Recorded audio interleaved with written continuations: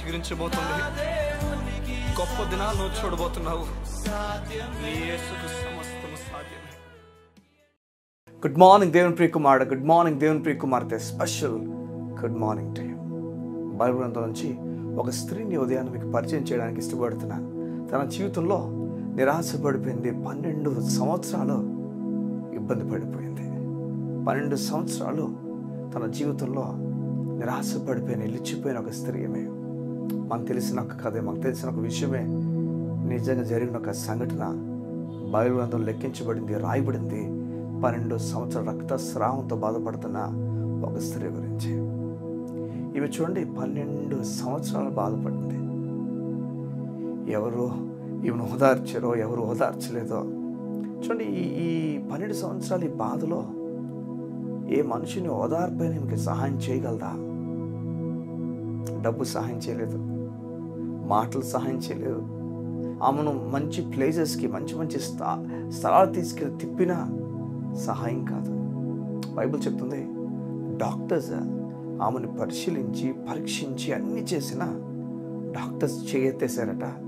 చూడండి, ఇంకా దారుణంగా ఆమె పరిస్థితి అయిపోయింది. బైబిల్ చెప్తుంది. నాకు తెలీదు నీ జీవితంలో ఎంతకాలం నుంచి నువ్వు కష్టపడుతున్నావా, ఎంతకాలం నీ జీవితంలో నీకు ఇబ్బంది కలుగుతుందో నాకు తెలియదు. ఏది నీ హృదయానికి బాధ కలుగు చేస్తుందో నాకు తెలియదు. ఈ ఉదయం దేవుడు నీతో మాట్లాడి చెప్తున్నాడు, నీ జీవితంలో కార్యం జరిగించబోతున్నాడు. గొప్ప కార్యం ఆయన చేయబోతున్నాడు. 12 సంవత్సరాల నుంచి బాధపడుతున్నామే, 12 సంవత్సరాల నుంచి వేదన గుండా వెళ్తున్నామే. ఈమె విన్న ఒక్క విషయం ఏంటంటే, ఈ 12 సంవత్సరాల్లో ఎంతమందో డాక్టర్స్ గురించి ఆమె విన్నది. ఎంతోమంది డాక్టర్స్ గురించి విని ఆ డాక్టర్స్ దగ్గరికి ఆమె వెళ్ళింది. అయితే ఆ డాక్టర్స్ దగ్గరికి వెళ్ళినప్పటికీ ఆ డాక్టర్స్ ఏమీ చేయలేకపోతున్న విషయం బైబిల్ గ్రంథంలో మనకు రాయబడింది. అవును, బైబిల్ మనకు చెప్తుంది, డాక్టర్ చేతిలో స్వస్థత లేదని, దేవుని చేతిలో స్వస్థత అని చెప్పి బైబిల్ గ్రంథం మనకు తెలియజేస్తుంది. సంతోషమే. ఒక డాక్టర్ ఇస్తున్న మెడికేషన్ వల్ల ఈరోజు నీకు క్యూర్ అయిందంటే సంతోషపడు. దేవుడు నీకు స్వస్థత ఇచ్చాడని. ఎందరో జీవితంలో వారికి వచ్చిన రోగంతో ఈరోజు మరణించిన వారు ఉన్నారు. నిలబడలేక జీవితంలో అయిపోయి ఈరోజు గతించిపోయి ఉన్నారు. నిన్నైతే ఒక మెడికేషన్ ద్వారా, ఒక డాక్టర్ కేర్ ద్వారా నీ జీవితం ఈరోజు పైకి వచ్చి ఉంటే సంతోషపడు. దేవుని అనుగ్రహం నీకు ఇవ్వబడింది. దేవుడు నిన్ను రక్షించాడు, స్వస్థపరచాడని సంతోషపడు. మిగతా కాలము జీవితము ఆయన చేతిలో పెట్టావు. ఒకవేళ రక్షింపబడి నీ జీవితంలో జరిగిన ఆ విషయంలో దేవుడు స్వస్థపరిచిన తర్వాత కూడా నువ్వు ఈ లోకానికి లొంగిపోయావేమో, లోకానికి నీ జీవితం అమ్మేసుకున్నావేమో. లేదు, వెనక్కరా, నీ దేవుడు నిన్ను పిలిచిచున్నాడు. ఈ ఉదయాన్న నేను పిలుస్తున్నాడు. ఈ 12 సంవత్సరాలు ఆమె దిగులు పడిపోయింది.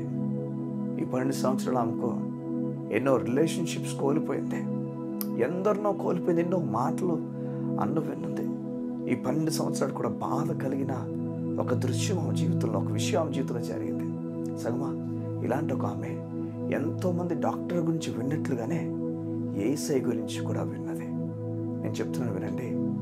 డాక్టర్ అందరి గురించి మనం చాలామందికి డాక్టర్స్ గురించి చెప్తాం. ఆ డాక్టర్ బాగా ట్రీట్ చేస్తున్నాడు, ఈ డాక్టర్ బాగా ట్రీట్ చేస్తున్నాడు. ఎంతోమంది డాక్టర్స్ గురించి మనతో మంచిగా ఉన్న డాక్టర్స్ గురించి, లేకపోతే మనకి ఏదైనా లాభం ఉన్న డాక్టర్స్ గురించి కానీ, లేకపోతే ఒక మంచి ట్రీట్ చేసే డాక్టర్స్ గురించి కానీ మనం అమాంతంగా ఒక కథలాగా అందరికి చెప్తాం. సగం మర్చిపోయామేమో, డాక్టర్ని యేసయ్యని పరిచయం చేయడం మర్చిపోయావేమో. ఒకవేళ అక్కడ ఎవరైనా అడిగితే నీకు తలనొప్పి వస్తుంది, ఎవరి దగ్గరికి వెళ్ళాలి, నాకు ఈ మధ్యకాలంలో బాలేదు, ఆరోగ్యం సరిగా లేదు, ఎవరి దగ్గరికి వెళ్ళాలని అడిగితే ఈ డాక్టర్ చూపిస్తున్నావేమో. ఆ డాక్టర్ని చూపించడానికన్నా ముందు యేసయ్యని చూపించు. నేను చెప్తున్నాను, ఆ డాక్టర్ క్యూర్ చేయలేనిది కూడా యేసయ్య క్యూర్ చేయగలడు. ఈ మధ్యకాలంలో తరచుగా నీకు తలనొప్పి వస్తుందేమో, లేకపోతే తరచుగా నీ శరీర అనారోగ్యం పాలైందేమో. డాక్టర్ దగ్గరికి వెళ్ళినా డాక్టర్ ఏది కనుగొనలేకపోతున్నాడేమో, ఏ స్కాన్ కూడా చెప్పలేకపోతుందేమో. ఏం జరుగుతుందో నేను చెప్తున్నాను విను. యేసయ్య దగ్గర శీఘ్రంగా దేవుడు నీకు స్వస్థత ఇవ్వబోతున్నాడు. గొప్ప స్వస్థత నీ శరీరము యేసయ్య నామంలో అనుభవించబోతుంది. సగమా ఆ రోజు ఇవనుకుందట, యేసయ్య గురించి విన్న తర్వాత, ఈయన వస్త్రపు చెంగు మాత్రం ముడితే చాలు ఈయన స్వస్థపరుస్తాడు. వస్త్రపు చెంగు మాత్రం ముడితే చాలు ఆయన నుంచి స్వస్థ నాకు విడుదలవుతుంది. నేను ఆయన ముడితే చాలు నేను బాగైపోతాను. ఆయన ముడితే చాలు నేను బాగైపోతాను. ఆమె అలా అనుకునే బయలుదేరింది. నేను చెప్తున్నాను వినండి, యేసయ్య దగ్గర ఎలా ఉంటుందంటే, నువ్వు ఆయన దగ్గరికి వెళ్ళినప్పుడు, అయ్యా నేను ఈ విధంగా విశ్వాసం ఉంచుతున్నాను అయ్యా, ఇక్కడి నుంచి నాకు మేలు చేయవంటే నీ గురించి ఎంత కిందకైనా దిగిపోవడానికి ఇష్టపడతాడు, నీకు ఇవ్వడానికి. అవును, నిజంగా నీ తండ్రి చూడు, మన యూజువల్గా మన బిడ్డలు ఒకవేళ ఒక 2-3 మీకు బిడ్డలు ఉంటే వాళ్ళు ఒక్కొక్కరికి ఫర్ ఎగ్జాంపుల్ ఇచ్చే చిన్నోడు చిన్న హైట్ ఉండవు, పెద్దోడు కాస్త కొంచెం హైట్ ఉండవు.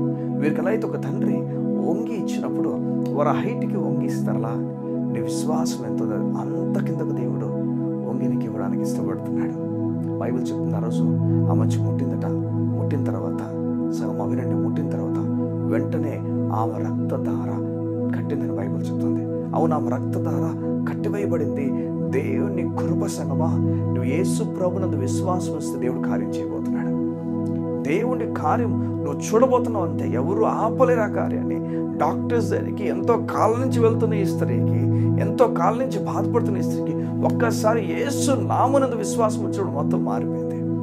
ఈ ఉదయం దేవుడు నీతో మాట్లాడి చెప్తున్నాడు, నువ్వు ఆయన విశ్వాసం ఉంచు, నేను గొప్ప కార్యాలు చేస్తాను, గొప్ప కార్యాలు చూస్తావు. సగమా ఈ స్త్రీ డాక్టర్స్ అందరిద్దరు కూడా డబ్బులు పట్టుకుని వెళ్ళింది. అవును, అందుకే బైబిల్ చెప్తుంది ఆమె ఇంకా సంకట పడిపోయింది, ఇంకా ఇబ్బంది పడిపోయిందని, డబ్బులు కూడా అయిపోయిందని బైబిల్ అక్కడ రాసి చూపించింది. యేసు దగ్గరికి వచ్చినప్పుడు ఏం తీసుకొచ్చింది? డబ్బు తీసుకొచ్చిందా? లేదు మా, విశ్వాసం తీసుకుని వచ్చింది. నువ్వు యేసు దగ్గరికి వచ్చినప్పుడు ఆయన ఏమీ అడగట్లే, నువ్వు విశ్వాసం మాత్రం అడుగుతున్నాడు.